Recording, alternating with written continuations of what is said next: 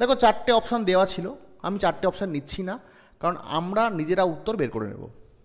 Sodium, magnesium, aluminium, silicon দেওয়া হয়েছে, দিয়ে বলছে এদের first ionisation energy order.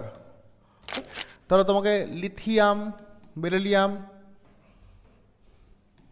Boron, carbon, nitrogen, oxygen দিয়ে দিল, এরকম আসতে পারে, এইটাও দিতে পারে, মানে এটা যেমন দিয়েছে এটাও দিতে পারে, দুটোর উত্তর সেম। কিন্তু আমি বললাম রিলেটেড কোশ্চেন আমি আলোচনা করছি, আজকে কোনো কোশ্চেনে এটা দিয়েছে, কালকে কোনো কোশ্চেনে এটাও দিতে পারে, কারণ দুজনের উত্তরটা একইভাবে হবে।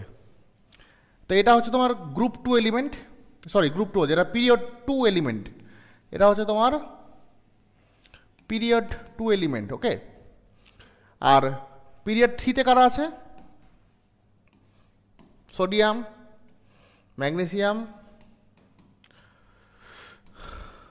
এরা আছে। তো এদের ক্ষেত্রে আয়োনাইজেশন এনার্জি আমরা কি জানি, লেফট টু রাইট গেলে আয়োনাইজেশন এনার্জি বাড়ে, লেফট টু রাইট গেলে আয়োনাইজেশন এনার্জি বাড়ে।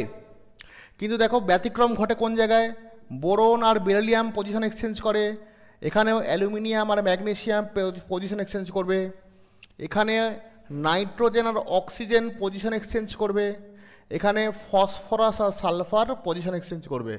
অর্থাৎ এদের কারেক্ট অর্ডারটা কী হবে, এটাকে যদি আমি লিখি, এটাকে আমি যদি লিখি, কারেক্ট অর্ডার কী হবে, লিথিয়াম বেরিলিয়ামের জায়গায় বোরন নিয়ে আসো, বোরনের জায়গায় বেরিলিয়াম নিয়ে আসো, তারপরে কার্বন, নাইট্রোজেনের জায়গায় অক্সিজেন নিয়ে আসো, এইটা হচ্ছে ওদের অর্ডার, ঠিক আছে। এটা হচ্ছে পিরিয়ড 2 এর অর্ডার, পারফেক্ট অর্ডার, ঠিক আছে।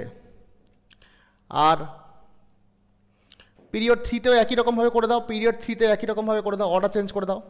এটার ক্ষেত্রে কী হবে, এটা আমি এখানে লিখছি, সোডিয়ামের থেকে ম্যাগনেসিয়ামে না হয় এখানে হবে অ্যালুমিনিয়াম, চেঞ্জ করে দাও, অ্যালুমিনিয়াম, অ্যালুমিনিয়াম, তারপরে আসবে ম্যাগনেসিয়াম, তারপরে আসবে সিলিকন, ফসফরাস আর সালফার চেঞ্জ করে দাও, তারপরে আসবে সালফার, তারপরে আসবে ফসফরাস, ঠিক আছে।